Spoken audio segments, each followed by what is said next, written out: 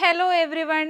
അപ്പോൾ 5 മുതൽ 9 വരെ ക്ലാസ്സുകളിൽ പഠിക്കുന്ന സ്റ്റുഡൻസിന് പാലാ ബ്രില്യൻ സ്റ്റഡി സെൻറ്റർ ഒരുക്കുന്ന 2025-26 ഫൗണ്ടേഷൻ പ്രോഗ്രാമിനെ കുറിച്ച് നിങ്ങൾ കേട്ടിട്ടുണ്ടായിരിക്കും അല്ലേ?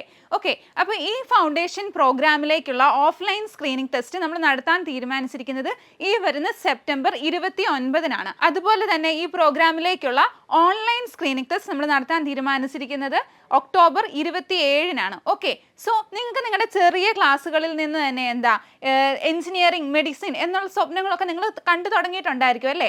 അപ്പോൾ നിങ്ങൾക്ക് നിങ്ങളുടെ ബേസ് സ്ട്രോങ് ആക്കി കൊണ്ടുപോകണം. ഓക്കെ, നിങ്ങളുടെ മാത്സ്, സയൻസ് സബ്ജക്റ്റൊക്കെ നിങ്ങൾ സ്ട്രോങ് ആയിരിക്കണം നിങ്ങളുടെ സബ്ജക്റ്റുകൾ.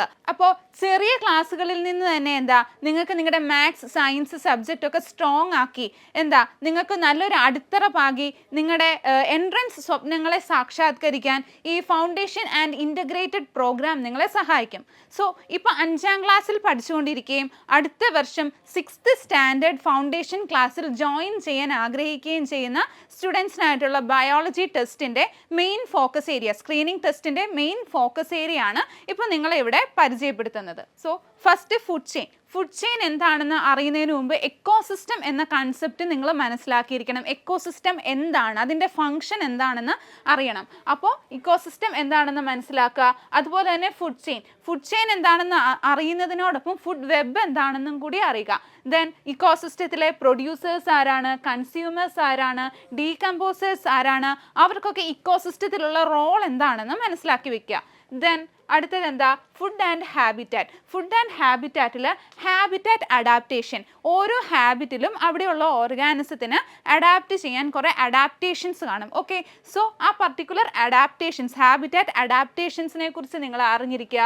Then different types of habitat, terrestrial habitat, aquatic habitat എന്താണെന്നൊക്കെ അറിഞ്ഞിരിക്കുക.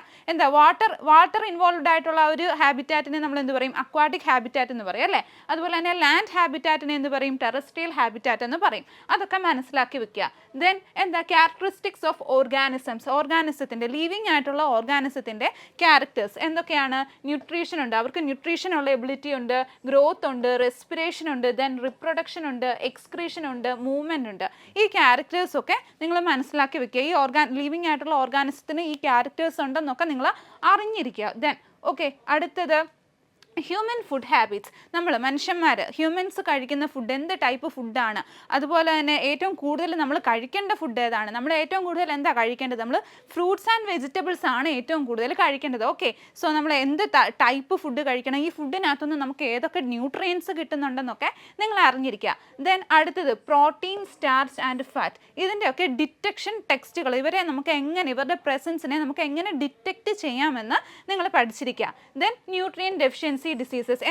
പ്രോപ്പറായിട്ടുള്ള ന്യൂട്രീഷൻ നമുക്ക് കിട്ടിയിട്ടില്ല എന്നുണ്ടെങ്കിൽ എന്ത് സംഭവിക്കും? നമ്മുടെ ബോഡിക്ക് ഉള്ളിലേക്ക് ന്യൂട്രിയൻസ് എത്തില്ല. ന്യൂട്രിയൻസ് കറക്റ്റ് അളവിൽ എത്തിയില്ലെങ്കിൽ അതൊക്കെ നമ്മുടെ ബോഡിയുടെ ഫംഗ്ഷനെ ഒരുപാട് ഹാംഫുൾ ആയിട്ട് അഫക്റ്റ് ചെയ്യും. നമ്മുടെ ബോഡി ഫംഗ്ഷൻ ഒന്നും പ്രോപ്പറായിട്ട് നടക്കില്ല. സോ അപ്പോൾ നമുക്ക് കുറേ ഡിസീസസ് ഒക്കെ വരാൻ ചാൻസ് ഉണ്ട്. ബോഡി ഫംഗ്ഷൻസ് നടക്കാതെ വന്ന് നമ്മൾ വീക്ക് ആവാൻ ചാൻസ് ഉണ്ട്. ഓക്കെ, അപ്പോൾ അങ്ങനെ വരുന്ന ന്യൂട്രിയൻ ഡെഫിഷ്യൻസി ഡിസീസസ്, ഒരു ന്യൂട്രിയൻ്റ് കുറവാണെങ്കിൽ അതുമൂലം നമുക്ക് എന്ത് പ്രശ്നമാണ്, എന്ത് പ്രോബ്ലമാണ് ഉണ്ടാവുക എന്ന് നിങ്ങൾ അറിഞ്ഞിരിക്കുക. ദെൻ ബാലൻസ്ഡ് ഡയറ്റ് എന്ന് പറയുന്ന കൺസെപ്റ്റിനെ കുറിച്ച് ഒരു ഐഡിയ ഉണ്ടായിരിക്കണം. Next food production in plants. Plants ആണ് നമ്മുടെ എക്കോസിസ്റ്റത്തിലെ പ്രൊഡ്യൂസേഴ്സ് അല്ലേ? പ്ലാന്റ്സ് ഫോട്ടോസിന്തസിസ് വഴി ഫുഡ് പ്രിപ്പയർ ചെയ്യുന്നത് കൊണ്ടാണ് നമ്മൾ പ്ലാന്റിനെ ഡിപ്പെൻഡ് ചെയ്ത് നമ്മൾ ഫുഡ് കഴിക്കുന്നത്. ഓക്കെ, സോ ഫോട്ടോസിന്തസിസ് എന്ന് പറയുന്ന പ്രോസസ്സ് പ്ലാന്റ്സ് പ്രൊഡ്യൂസ് ചെയ്യുന്ന ഫുഡ് പ്രിപ്പയർ ചെയ്യുന്നത് ഫോട്ടോസിന്തസിസ് എന്ന് പറയുന്ന പ്രോസസ്സ് വഴിയാണെന്ന് അറിഞ്ഞിരിക്കുക. ദെൻ ക്ലോറോഫിൽ, അവർക്ക് ക്ലോറോഫിൽ പിഗ്മെൻ്റ് ഉണ്ട്, അതുകൊണ്ടാണ് അവർ ഫോട്ടോസിന്തസിസ് നടത്തുന്നത്. സോ ക്ലോറോഫിലിനെ കുറിച്ച് അറിഞ്ഞിരിക്കുക. Then photosynthesis and respiration. Important ആയിട്ടുള്ള 2 മെറ്റാബോളിക് ആക്ടിവിറ്റീസ് ആണ് എന്തൊക്കെ? ഫോട്ടോസിന്തസിസും റെസ്പിറേഷനും. ഇത് തമ്മിലുള്ള റിലേഷൻഷിപ്പ് എന്താണെന്ന് അറിഞ്ഞിരിക്കുക. ഓക്കെ, ഏത് ഗ്യാസ് ആണ് റെസ്പിറേഷൻ്റെ ടൈമിൽ ഓക്സിജനെ ഉള്ളിലേക്ക് എടുക്കും, കാർബൺ ഡൈ ഓക്സൈഡിനെ പുറത്തേക്ക് കളയും. ഓക്കെ, അതുപോലെ തന്നെ ഫോട്ടോസിന്തസിസിൻ്റെ ടൈമിൽ എങ്ങനെയാണ്? കാർബൺ ഡൈ ഓക്സൈഡിനെ ഉള്ളിലേക്ക് എടുക്കും, ഓക്സിജനെ വെളിയിലേക്ക് കളയും. ഓക്കെ, സോ അപ്പോൾ അതിനെക്കുറിച്ച് ആ ഒരു റിലേഷൻ അറിഞ്ഞിരിക്കുക. ദെൻ ഡിസീസസിൽ പറയുമ്പോൾ contagious and non contagious diseases എന്തൊക്കെയാണെന്ന് അറിഞ്ഞിരിക്കുക. രണ്ടും തമ്മിലുള്ള ഡിഫറൻസ് എന്താണെന്ന് അറിഞ്ഞിരിക്കുക. പിന്നെ മോഡ് ഓഫ് ട്രാൻസ്മിഷൻ, ഈ ഡിസീസ് എങ്ങനെയാണ് ഒരാളിൽ നിന്ന് വേറൊരാളിലേക്ക് ട്രാൻസ്മിറ്റ് ചെയ്യുക എന്നുള്ളത് നിങ്ങൾ അറിഞ്ഞിരിക്കുക. പിന്നെ ഇങ്ങനെ ട്രാൻസ്മിറ്റ് ചെയ്യുന്ന ഏജൻസ്, ഡിസീസ് ട്രാൻസ്മിറ്റിംഗ് ഏജൻസ് ഏതൊക്കെയാണെന്ന് അറിഞ്ഞിരിക്കുക. പിന്നെ പ്രിക്കോഷൻസ്, ഇങ്ങനെ ഈ ട്രാൻസ്മിഷനെ അല്ലെങ്കിൽ ഈ ഡിസീസ് സ്പ്രെഡ് ചെയ്യുന്നതിനെ പ്രിവെൻറ്റ് ചെയ്യാനായിട്ട് നമുക്ക് എന്തൊക്കെ പ്രിക്കോഷൻസ് എടുക്കാമെന്നും നിങ്ങൾ അറിഞ്ഞിരിക്കുക. ദെൻ ഹൈജീനിക് ഹാബിറ്റ്സ്, നമ്മൾ നമ്മുടെ ഡേ ടു ഡേ ലൈഫിൽ ഫോളോ ചെയ്യേണ്ട ഹൈജീനിക് ഹാബിറ്റ്സ് എന്തൊക്കെയാണെന്നും മനസ്സിലാക്കി വയ്ക്കുക. അടുത്തത് ഇമ്മ്യൂണിറ്റി. എന്താ ഇമ്മ്യൂണിറ്റി? ഡിസീസ് വന്നു കഴിയുമ്പോൾ എന്ത് ചെയ്യും? അതിനെ റെസിസ്റ്റ് ചെയ്യാനായിട്ട് എന്താ നമ്മുടെ ബോഡിയിൽ ഒരു ഡിഫെൻസ് മെക്കാനിസം ഉണ്ടല്ലേ, ആ ഡിഫെൻസ് മെക്കാനിസത്തിനെ നമ്മൾ പറയുന്ന പേരാണ് എന്ത്? ഇമ്മ്യൂണിറ്റി. ഇമ്മ്യൂണിറ്റിയിൽ തന്നെ ആർട്ടിഫിഷ്യൽ ഇമ്മ്യൂണിറ്റി, അതായത് എന്താ നമ്മുടെ നാച്ചുറലി നമ്മുടെ ബോഡിയിലുള്ള ഇമ്മ്യൂണിറ്റി അല്ല, ആർട്ടിഫിഷ്യലായിട്ട് നമ്മൾ ബോഡിക്ക് കൊടുക്കുന്ന ഇമ്മ്യൂണിറ്റി. അതിനുള്ളിൽ വാക്സിൻസിൻ്റെ ഇമ്പോർട്ടൻസ് എന്താണെന്ന് അറിഞ്ഞിരിക്കുക. ഓക്കെ.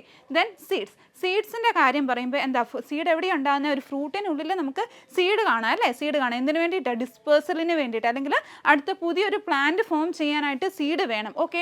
അപ്പോൾ ഈ സീഡ് എങ്ങനെയാണ് ഫോം ചെയ്യുന്നതെന്ന് അറിഞ്ഞിരിക്കുക. ഓക്കെ, സീഡ് എങ്ങനെയാണ് ഫോം ചെയ്യുന്നതെന്ന് അറിഞ്ഞിരിക്കുക. നെക്സ്റ്റ് പോളിനേഷൻ എന്താണെന്ന് അറിഞ്ഞിരിക്കുക. Okay, transfer of pollen grain ആണ് എന്ത്? പോളിനേഷൻ. പോളിനേഷനെ കുറിച്ചൊരു ധാരണ ഉണ്ടായിരിക്കണം. ദെൻ ആർട്ടിഫിഷ്യൽ പോളിനേഷൻ എന്താ? ഹ്യൂമൻ ബീങ്സ് നമ്മൾ നാച്ചുറലി നടക്കാതെ നമ്മൾ ആർട്ടിഫിഷ്യലായിട്ട് നമ്മൾ പോളിനേഷൻ പ്ലാന്റ്സിൽ ക്യാരി ചെയ്യുമ്പോൾ അതിനെ എന്ത് പറയും? ആർട്ടിഫിഷ്യൽ പോളിനേഷൻ എന്ന് പറയും. ഓക്കെ, അപ്പോൾ അതെന്താണെന്ന് അറിഞ്ഞിരിക്കുക. Then crops and place of origin. ഇപ്പോൾ എന്താ, നമ്മുടെ നാട്ടിൽ പലതരത്തിലുള്ള ക്രോപ്സ് ഉണ്ട് അല്ലേ, ഒത്തിരി ക്രോപ്സ് തന്നെ വളരെ ഡൈവേഴ്സിറ്റിയിലുണ്ട്. ഓക്കെ, അപ്പോൾ ഇതൊക്കെ നമ്മുടെ നാട്ടിൽ തന്നെ ഫോം ചെയ്തതാണോ? അല്ല, വേറെ രാജ്യത്തു നിന്ന് നമ്മുടെ രാജ്യത്തിലേക്ക് വന്ന ക്രോപ്സ് ഉണ്ട് അല്ലേ. അപ്പോൾ ഓരോ ക്രോപ്സും അതിൻ്റെ പ്ലേസ് ഓഫ് ഒറിജിൻ ഏത് കൺട്രി ആണെന്നും നിങ്ങൾ പഠിച്ചു വെച്ചിരിക്കുക. Next seed germination. Seed germination എന്ന് വെച്ചാൽ എന്താ? സീഡ് മുളയ്ക്കുന്ന ആ ഒരു പ്രോസസ്സിനെ പറയുന്നതാണ് എന്ത്? Seed germination. ഓക്കെ, അപ്പോൾ ഫാക്ടേഴ്സ് ഫോർ സീഡ് ജെർമിനേഷൻ. ഒരു സീഡ് ജെർമിനേറ്റ് ചെയ്യണമെങ്കിൽ അതിന് എന്തൊക്കെ ഫാക്ടേഴ്സ് വേണം? സപ്പോസ് ഇപ്പം എന്താ, നമ്മൾ പയർ മുളപ്പിച്ച് കഴിക്കും അല്ലേ, ഈ പയർ കടയിലിരിക്കുമ്പോൾ അതെന്താ മുളയ്ക്കാത്തത്? അവിടെ ആ ഫാക്ടേഴ്സ് കിട്ടുന്നില്ല. പിന്നെ നമ്മൾ വീട്ടിൽ വന്ന് എന്താ മണ്ണിൽ പാകുവോ അതിന് വെള്ളം കിട്ടുകയോ ഒക്കെ ചെയ്യുമ്പോഴാണ് എന്ത് ആ സീഡ് ജെർമിനേറ്റ് ചെയ്യുന്നത്. അപ്പം സീഡ് ജെർമിനേറ്റ് ചെയ്യാൻ വേണ്ട ഫാക്ടേഴ്സ് ഏതൊക്കെയാണ്? Air, water, temperature, soil. ഈ ഫാക്ടേഴ്സിനൊക്കെ സീഡിനെ ജെർമിനേറ്റ് ചെയ്യുന്നതിനുള്ള റോൾ എന്താണെന്ന് മനസ്സിലാക്കി വെക്കുക. Okay. Then steps in seed germination. Seed germinate ചെയ്യുന്ന ടൈമിൽ അത് ഏതൊക്കെ സ്റ്റേജസ് പാസ് ചെയ്യുന്നുണ്ടെന്ന് മനസ്സിലാക്കി വെക്കുക. Then seed dispersal adaptations. നമ്മൾ പറഞ്ഞ പോലെ തന്നെ ഈ സീഡ് ഒരു സ്ഥലത്തു നിന്ന് വേറൊരു സ്ഥലത്തേക്ക് പോകും അല്ലേ. ഓക്കെ, അപ്പോൾ ആ സീഡ് ഡിസ്പേഴ്സൽ എങ്ങനെയാണെന്ന് മനസ്സിലാക്കി വെക്കുക. Parts of A germinated seed. അങ്ങനെ ജെർമിനേറ്റ് ചെയ്ത സീഡിന് പല പാർട്സ് കാണും അല്ലേ. പ്ലുമ്യൂൾ കാണും, റാഡിക്കിൾ കാണും, കോട്ടിലിഡൻസ് കാണും. ഓക്കെ, സോ ആ പാർട്സ് എന്തൊക്കെയാണെന്നും അവരുടെ ഫംഗ്ഷൻ, അവർ ഫ്യൂച്ചറിൽ എന്തായിട്ട് മാറുമെന്നും നിങ്ങൾ അറിഞ്ഞിരിക്കുക. ദെൻ ലീവ്സിനെ കുറിച്ച് പറയുമ്പോൾ ലീവ്സിൻ്റെ പാർട്സ് എന്താണെന്ന് അറിഞ്ഞിരിക്കുക. എന്തൊക്കെ പാർട്സ് ലീഫിനുണ്ടെന്ന് അറിഞ്ഞിരിക്കുക. ദെൻ വീനേഷൻ എന്താ? ലീഫിൽ വെയിൻസ് അറേഞ്ച് ചെയ്യുന്ന ആ ഒരു അറേഞ്ച്മെൻറ്റിനെ പറയുന്നതാണ് വീനേഷൻ. സോ വീനേഷൻ എന്താണെന്ന് മനസ്സിലാക്കിയിരിക്കുക. ദെൻ ട്രാൻസ്പിറേഷൻ എന്താണ്? ഗേഷ്യസ് എക്സ്ചേഞ്ച് ആണ് അല്ലേ. ഗ്യാസസ് എക്സ്ചേഞ്ച് ചെയ്യുന്ന ഒരു പ്രോസസ്സാണ് എന്ത്? ലീഫിൽ ആരുണ്ട്? സ്റ്റൊമേറ്റ ഉണ്ട് അല്ലേ. ന്യൂമറസ് ആയിട്ടുള്ള സ്മോൾ ഓപ്പണിങ്സ് സ്റ്റൊമേറ്റ ഉണ്ട്. ഈ സ്റ്റൊമേറ്റ വഴി ഗേഷ്യസ് എക്സ്ചേഞ്ച് നടക്കുന്നതിനെ നമ്മൾ എന്ത് പറയും? ട്രാൻസ്പിറേഷൻ എന്ന് പറയും. ഓക്കെ. ദെൻ ലീഫിൻ്റെ ഫംഗ്ഷൻ നമ്മൾ ഓൾറെഡി പറഞ്ഞു. ലീഫിൻ്റെ മെയിൻ ഫംഗ്ഷൻ എന്താ? ഫോട്ടോസിന്തസിസ് ആണ് അല്ലേ. ലീഫിൽ എന്തുണ്ട്? ക്ലോറോഫിൽ ഉണ്ട്. സോ ക്ലോറോഫിലിന് എന്ത് ചെയ്യാൻ പറ്റും? സൺലൈറ്റ് എനർജി ട്രാപ്പ് ചെയ്തിട്ട് ഫോട്ടോസിന്തസിസ് പെർഫോം ചെയ്യാൻ വേണ്ടി പറ്റും.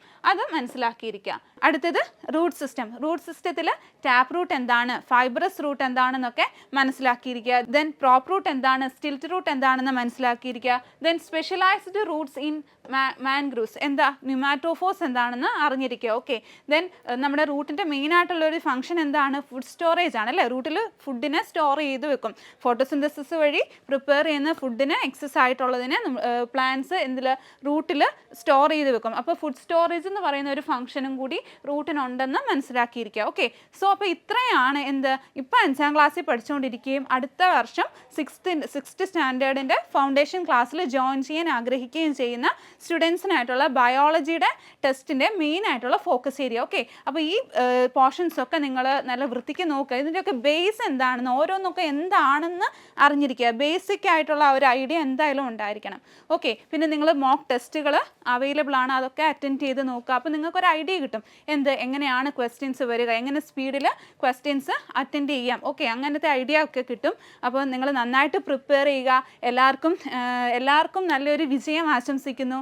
എല്ലാവരും ഈ ടെസ്റ്റ് പാസ്സാവട്ടെ. അടുത്ത ക്ലാസ്സിൽ നമുക്ക് ഫൗണ്ടേഷൻ ക്ലാസ്സിൽ നിങ്ങളെ എല്ലാവരെയും കാണാൻ പറ്റട്ടെ എന്ന് ആഗ്രഹിച്ചുകൊണ്ടും ആശംസിച്ചുകൊണ്ടും all the very best. Entrance സംബന്ധമായ വാർത്തകളും അപ്ഡേഷനുകളും ഏറ്റവും വേഗം ആധികാരികമായി അറിയാൻ Brilliant Study Centre Pala YouTube channel subscribe ചെയ്യുക. ബെൽ ഐക്കൺ അമർത്തുക. ഈ വീഡിയോ മറ്റു സുഹൃത്തുക്കളിലേക്ക് മാക്സിമം ഷെയർ ചെയ്യുക.